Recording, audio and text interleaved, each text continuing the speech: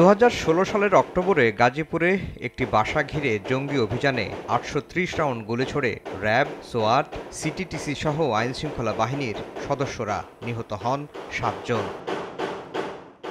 Prosecution বলছে, দেশের বিভিন্ন এলাকা থেকে 7 তরুণকে ধরে এনে ওই বাসায় আটকে রাখা হয়। বাইরে থেকে তালাবদ্ধ করে জঙ্গি নাটক সাজিয়ে গুলি করে হত্যা করা হয় তাদের। ওই ঘটনায় নিহত মাদ্রাসা ছাত্র ইব্রাহিমের বাবা অভিযোগ করলে প্রাথমিক তদন্ত শেষে ট্রাইব্যুনালে নতুন মামলা করেন চিফ প্রসিকিউটর। এ সময় তৎকালীন এসবি প্রধান ও সাবেক আইজিপি জাবেদ পাটোয়ারি, সিটিটিসির তৎকালীন প্রধান মনিরুল ইসলাম, গাজীপুরের তৎকালীন পুলিশ সুপার হারুনুর রশিদ সহ 5 কর্মকর্তার বিরুদ্ধে গ্রেফতারি পরোয়ানার আবেদন করে প্রসিকিউশন। পরে পরোয়ানা জারি করেন ট্রাইব্যুনাল। হত্যার পরে দেখানো হয় যে তারা এখানে রাষ্ট্রদ্রোহী, দেশদ্রোহী কাজে সাথে সম্পৃক্ত ছিল।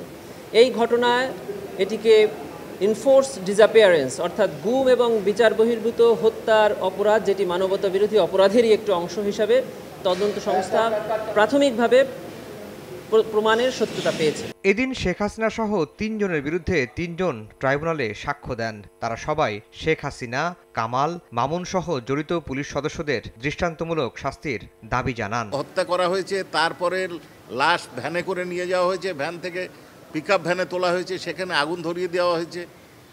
সেই বর্ণনা দিতে গিয়ে তিনি এক অঝোরে কান্না করেছেন এবং তার আবেগের আলপুত হয়ে উনি বলেছেন যে যেভাবে তার ছেলেকে হত্যা করা হয়েছে, যেভাবে পুড়িয়ে মারা হয়েছে, তিনি এইভাবে শাস্তি কার্যকর দেখতে চান। এদিন চাংখারপুলে মানবতাবিরোধী অপরাধের মামলায় সাক্ষীকে হুমকি ও ভয়ভীতি দেখানোর ঘটনায় হাজির হন বংশাল থানার ওসি। ট্রাইব্যুনাল তাকে বলেন, যারাই সাক্ষীকে ভয়ভীতি দেখাবে তাদের ধরে আনতে হবে।